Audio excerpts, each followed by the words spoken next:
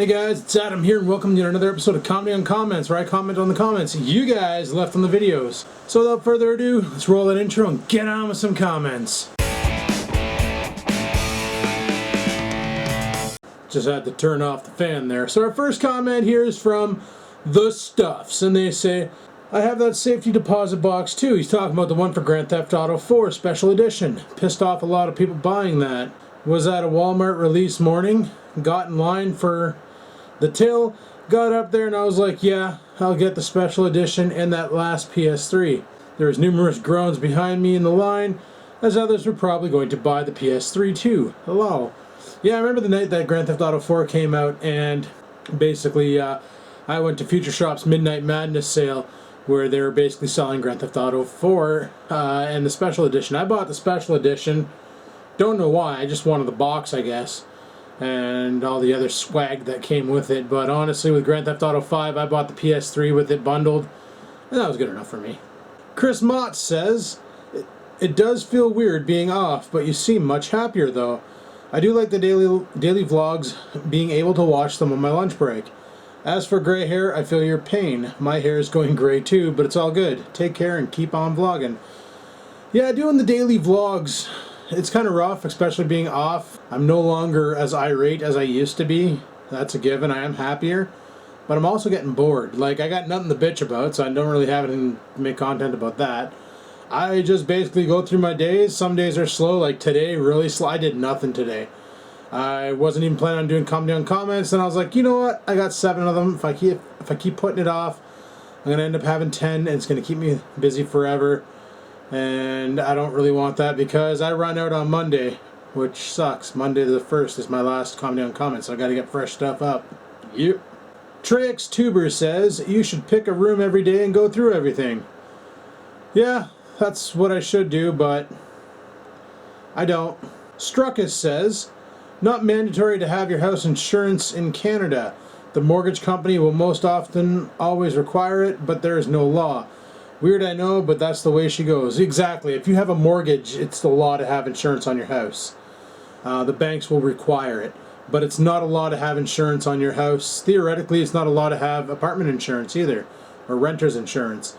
It's just smart to do that, especially if you live in a huge apartment complex, because I know a guy who lives in a huge apartment complex, and he didn't have insurance, and the meth heads there, he didn't know there's meth heads in there, but they were basically cooking meth and blew the fucking place up, and he luckily got out unhurt, but he had to leave all of his stuff behind, and it basically all got destroyed because the whole place burnt up. So he lost it, all because he didn't want to pay like $60 a month for insurance. He lost everything he owns except for the clothes on his back. That's it. Fucking blows. Spackmaster Chavez says, it's funny how in Canada you call it Kraft Dinner, but in the United States we just call it macaroni and cheese. Buy Kraft, you don't want to buy any other brand because they taste like doo-doo. I think Kraft Dinner, a friend of mine from the Americas said our Kraft Dinner is cheesier than your macaroni and cheese in the box. So I'm wondering if they are the exact same product. However, I do buy the knockoff brands sometimes. It's called Italian pasta. You can get it from the Buck store. It's not too bad, but the cheese sauce definitely is not no Kraft Dinner cheese sauce. That's a given. Joshua Clark says, ha! I used to have a Space Invaders machine. Not the classic arcade machine, but like the one you found. Was amazing.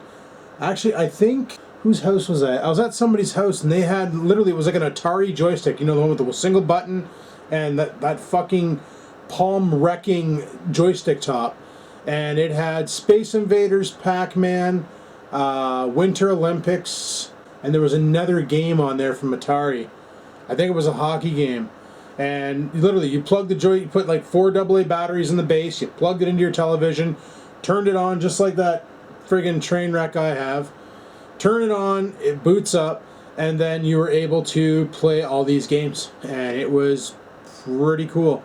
Especially Winter Olympics, because that was my favorite on the Commodore 64 and on the Atari as well. Rex 4x4 says, dude, play Contra and try the up, up, down, down, left, right, BA start. I did. Guess what? It didn't work. That port of Contra on that little arcade box is junk. Chill Out says, I have that same GTA safe from the collector's edition. The lock mechanism broke on mine, so I took it off, and now it's just a container that's metal. Yeah, the locking mechanism... Where the fuck did I even put that thing? Oh, I put it back in the thing. But the locking mechanism on mine's starting to seal up, so I'm thinking it's probably going to go the way yours went, because, yeah, unless I get some serious lithium grease or WD-40 onto it. DG Enterprises says, those Samsung TVs are a breeze to work on.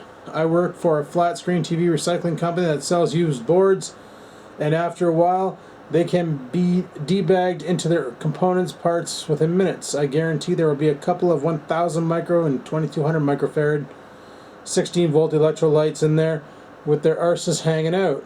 Nice job. Nice, easy job. Well, I'm hoping so, even though I have no use for it. Some people were saying put it in the garage, but I'm not really in the garage that often, and if I am, I'm doing something and I have no time to watch TV. Like, I don't just sit out there, have a vape, and sit in the freezing cold and watch TV. I'd rather sit in the comfort of my room with all my technology around me to do that, because I'm a fucking nerd. Bob Eat says, thanks to Hortons for giving us the idea for a future challenge, the Alpo Sandwich. Oh my god, bud, you're gonna do that? Poor Bob. You're gonna make Bob eat a dog food sandwich? Fucking rude! Marcel St. Jean asks, do you have the hunting course? Yes, I do. I took it the same time I took my firearms acquisition, which now is a PAL, which I'm not exactly sure what that stands for, but it's not an FAC anymore. But when I took my FAC and then upgraded to the PAL, I took the hunting course for the one reason and one reason only, because they were talking about taking away firearms in Canada and all that shit, and I figured, you know what? It's my God-given right to hunt, so if I have my hunting certificate, and they came to take my guns, I can be like, oh, listen, I'm a hunter, here's my license, so I'm sorry, you can't take my guns. They're not weapons, they're tools for hunting.